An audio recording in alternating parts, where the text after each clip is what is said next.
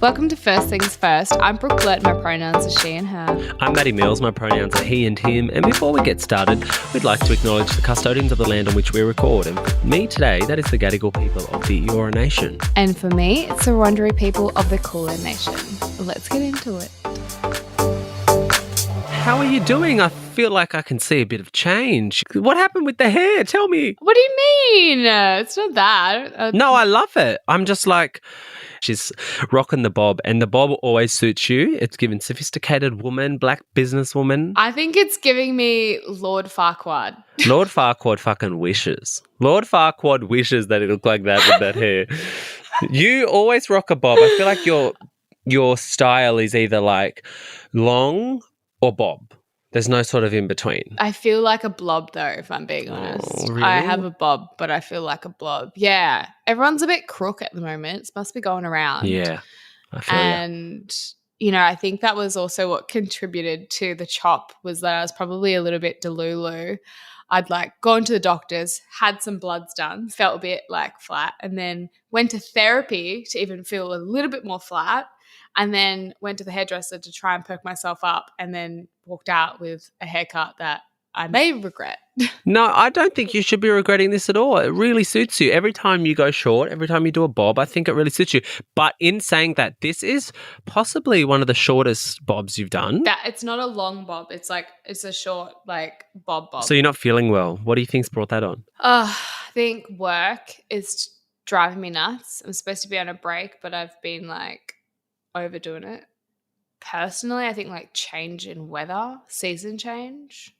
I just want the sun. The sun's gone now. See ya. Oh, and you know what? I love just being able to put my skin in the sun. Like after this, I'm going to go for a nice run around the bay. And I feel like being out in the sun is like the number one factor that would like make me feel better anyway. And I'm not feeling that great. Like I have a runny nose. I've been sort of under the weather a little bit. Oh, wow. All right. We're a bunch of fucking sick neighbours. Sick neighbours. Well, I mean, today's episode is, we want to yarn about neighbours. I feel like you've obviously had your fair share of shit neighbours, and this is a topic that you brought up during the week, and it made me reflect on my childhood and actually think about the neighbours that we had and the funny fucking stories that I could tell about the situations between my household and every neighbour we lived next to. Some of them were good and some of them were like really helpful, but then some of them were like enemies. And I have so many stories I can tell about my mum punching on with neighbours, even to the point where I'll tell you this story later, but there was this one lady, her name was Barbara, and she chucked one of the kitchen chairs from her house over our fence. My mum caught it and chucked it back at her and knocked her out.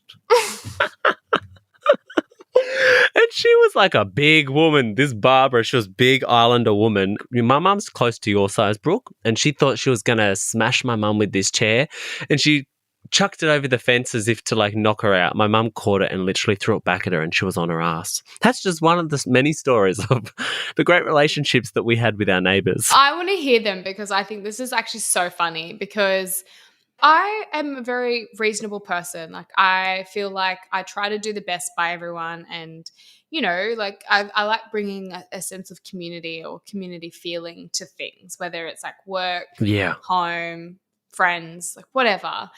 And I've been in this place for like over a year now, and I haven't had many issues except for this one time. But previous to that, I was living in another suburb. Most of the time, I get along well with my neighbours, but there have been some times where neighbours just hate you for no fucking reason. Are they just generally passive aggressive with you? So I want to tell you this story of my current neighbour and the interactions that I've had and why it like got my blood boiling so much.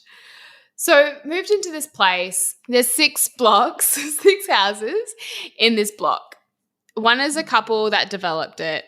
Another is this family. They're really lovely. Like then I've got a guy who's works as like a museum photographer. Then there's a couple who have like these beautiful whippets, myself, and then there's this neighbor that I can't stand. Karen. She is a Karen, but I didn't know she was a Karen until I was away, and basically this is back when I was maybe dating Sam. Okay. Yep. And he must have like put rubbish in the bin without like me knowing. But it didn't put it in my bin. It put it in her bin. And I didn't know about this, by the way. So this has happened. I'm then like, we've broken up. Later on, she comes back from her trip. She realizes that I've got rubbish in her bin. So I'm like, yeah, that's fair. You're annoyed. But I wasn't home, and she addressed my house sitter, which is also my best friend, Daniel. And she was like so passive aggressive towards him.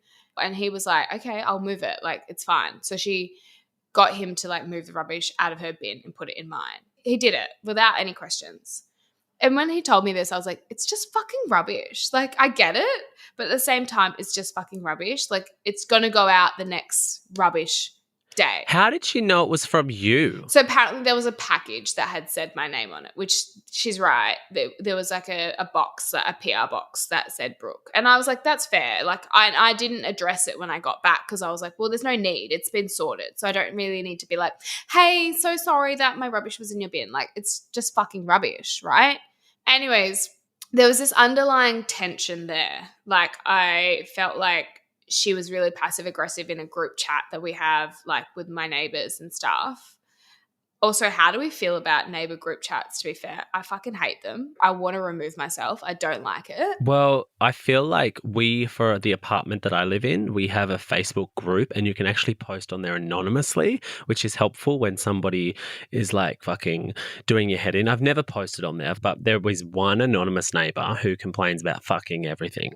So if you're a resident, you park in visitors, she legit will just like, I'm pretty sure I know who it is, but she'll legit just pop it in. Once I was like watering my veranda and she put on there, somebody on level 6 is creating a waterfall into my veranda. And I was like, fuck off. There wasn't that much water. There was literally one like can of water that I was putting on the tiles and she just like overreacted. So I don't know. I think you can, wherever you live, you get your stupid fucking dumb neighbors. I know. But why do you want to be a stupid fucking dumb neighbor? Like, be the neighbor that's considerate and kind and like human and adult. Don't be a stupid fucking dumb dog neighbor. Don't be a dumb dog neighbor. Seriously, I'm fucking over it. Anyways, this fucking dumb dog neighbor. Dumb dog neighbor. This is the new one. Fucking dumb dog. Kept like being passive aggressive in the group chat. Anyways, I had it. I was like, fuck it. I'm going to like just go and address her and say like what the actual problem is, right? Anyways, went over to her house. I was like, hey, whatever your name is. I just want to know, like, is there a problem between us? Because it seems like the group text, there seems to be like, you keep putting in these messages. It seems like it's addressed to me, but you haven't come to me. So I am just wanting to address this with you face to face. Oh, good on you. Yeah, just tell me face to face. So I politely go knock on the door. She doesn't hear me. So I knock again and I can hear that she's on the phone. So I'm like, oh, fuck, maybe I should come back. But I'm like, oh, no, it'll literally take 2 seconds. This is my thought. She opens the door. She goes, what?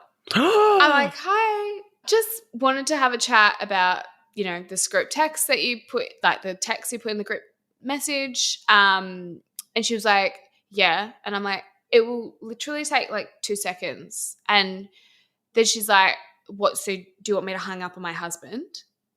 And I was like, it would take 2 seconds. She closes the door. So I'm standing there at a closed door. I can hear her on the other side of the door being like, oh, it's just the neighbor. She wants to talk to me about something. Like, she's kind of like fed up. Kind of the tone was not right. So she hangs up. Or she's like, call you back, whatever. She hangs up and then she opens the door and she's like, what? Oh my God. I was like, oh, bitch. This is the level that you want to be on. I was so, at that time, I could feel my blood boiling, being like, how fucking dare you even answer a door like that and speak to me like that? Like I'm some piece of fucking scum. I'm here trying to be reasonable. So I'm like, look, I came over here to actually have a reasonable conversation with you about this chat. Like I want to talk face to face. If you have a problem, like what is the actual problem? And she goes on about the rubbish again. What? And she kind of talked down to me. This bitch. As if like I'm less than her because I rent my property and she owns her property. Oh, she can shove that mortgage right up her ass. So I'm like, I get where you're coming from. I'm like that, you know, because I'm a de-escalation person. I work with conflict all the time. I personally did not put that rubbish in your bin. It was an ex-boyfriend of mine who obviously has mistaken the rubbish, your rubbish bin, for mine. My housemate or house sitter had taken it out for you. What is the continuing issue? Mm-hmm. And then she went on about, you know, neighborhood respect, blah, blah, blah. But then she kept saying like, oh, we have a something relationship here. And I'm like, I don't know what you're saying, because she has an accent. And I said, pardon? And I said, pardon again. And she goes, you need to clean your ears out. And I could tell you now, I literally looked her dead in the face and I was like, that is rude. And I'm not going to continue this conversation with you, because clearly you are being so unreasonable that you cannot see that I came out of here in good faith to actually resolve this. And you were just being absolutely fucking rude. Yeah. I was like, I'm not continuing this. And I said, I just walked away. And she goes, she literally kept saying things as I was walking away. That's how fucking ignorant she is. You know what, Brooke? She is telling you the rubbish is the issue, but there is an underlying issue that she has with you. I don't know if it's to do with your reality TV career, or if there is some connection there, or if she knew.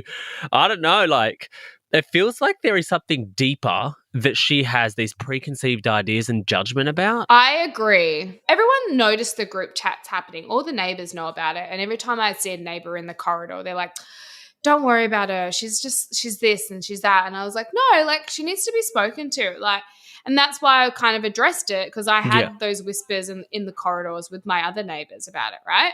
After we had this discussion, she put another message in the chat. And I said, I've just spoken to you about this. The issue has been resolved. Let's move on from it. Who is in charge of the chat? Number one. Can he delete her from the chat? Because I really want her to feel excluded and left out. Because it's about attention for her. It really is. She wants to sort of have some sort of attention within this complex and be seen as, you know, the righteous person who does everything right and you're wrong. And she just doesn't have the maturity to, like, even come and knock on your door and say it to your face either. You've had to go over there and say, look, I've seen these behaviors. I've seen this repetitive, you know, attacks on me and my character and how I live and as a neighbor. And I have to now come and resolve this because you're not, you know, mature enough to have these conversations with me. Yeah. I feel like these neighbors exist, you know, in a lot of places. But when I was younger, we had a really terrible thing that happened. Now I look back and I think that was so bad. But we had our fridge and our freezer stolen from our house. I would have been 6 years old.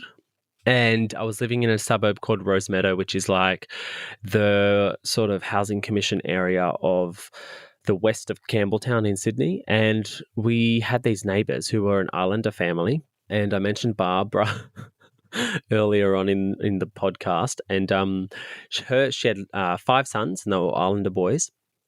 And we had gone off to school, came home from school, and the back door was just wide open.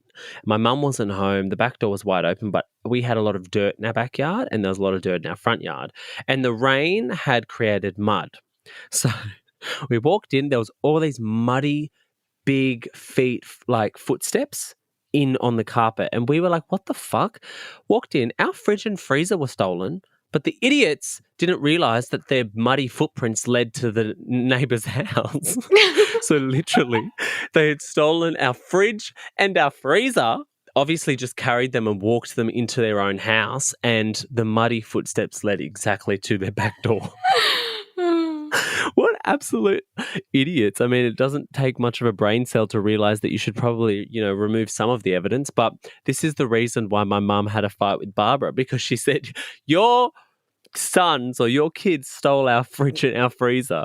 And I'm telling you, this could only happen in like a housing commission community, because it is just that sort of unique story of like, you want a fridge and freezer? Yeah, just go next door and take it. My brothers and I, we were young. They were old. They were like teenage boys. We were young. And my mum ended up having this fight with their mum, Barbara, and she insisted that they didn't have the fridge and freezer. So my mum was like, well, let us have a look inside. You know, you've stolen our fridge and freezer. And she's like, no, there's no way you're coming inside. And then they got into this row where Barbara ended up grabbing this like chair that looked like a dining room chair from the front of the house, threw it at my mum over the fence. Thinking she was going to knock this little woman out, but my mum caught it and threw it back at her, and she fell on her ass. And she was probably a 100-kilo Islander woman, and it was, as a little kid, you can imagine how funny that was. Yeah. Scary but funny. Like we had some horror stories when it came to neighbors. Like I remember after we moved out of a refuge and went to like a halfway house between like the refuge and where we were going to live, there was this couple who lived in the back of back sort of our fence, and their fence joined at the back, and it was an old lady and an old man, and they had a younger daughter, and it was like maybe 20 years ago now, at least 20 years ago now, but they were like, I suppose they were good neighbors, but they were also like the neighbors that would always call the police. Did you ever have the neighbors who would just call the police constantly? And I mean, now I look back on it, probably for good reason. My mum had a lot of like boyfriends in that house who would like beat her up and cause a lot of, drunken craziness in the house. But if I wanted the police to come, I used to run to the back fence, climb over the back fence and yell out to this old man, and then he would call the police, because that's sometimes the only way that the fights would stop. But yeah, I remember, them also just like be the people who would report us and stuff to docs, I'm pretty sure. Like they were the people who started to report us and started to make sure that docs knew what was happening, and we ended up obviously being taken. And yeah, I just remember we had a lemon tree. I'm just having these visuals now, but I remember we had a lemon tree in our backyard, and whenever I would need to like get their attention to like stop a fight, I would chuck a lemon tree at their door to make them come out the back, just because I didn't want my mum to hear me yelling out to them. But when you were a kid, did you have any horror neighbours? I mean, growing up in community, we grew up next to our cousins, which were pretty good. But honestly, like those situations that you just spoke about, like my mum getting into fights was like all the time. Like I think when we were living in Perth, we were living in a place called Neerabup, we had like these really beautiful neighbours, the Greens. I spoke about them in my book. And then in Carnarvon, there was like Babbage Island, and then there's like Tonkin Crescent, and like both are pretty like populated by a lot of mob. Yep. And so pretty much like your neighbours are mob, especially in Tonkin Crescent, like that's where all the mob are. And so we used to like grow up next to auntie and uncles and nanas and stuff like that, but that would also mean like big fights and stuff, around like funerals and wakes and stuff like that, like big blues, and good moments and bad moments. But I think like being an adult, you would think that like other people can respect the space as well. Like the thing is, I also have these neighbours that in the block that will walk past and they'll say some fucking wiggy shit to me. Like, not the guy who said, I'm learning the didgeridoo. His son said that. So you know what I mean? Like it's like deadly. God. And our neighbours definitely like, that's actually the end of my story from like talking about my last neighbour, was that the couple in number one, the wife, her and I are like best friends. Like we're actually so close in the block. But she was talking to me in the garage and she goes, yeah, she's a racist. I reckon she probably is. If only you could vet your neighbours before you move in. Have you ever had like a crush on a neighbour and thought, oh, if I get into the lift with them and they get off at the same level, maybe we could just walk inside and have a quickie? So no, but I have this sounds like someone's had an experience.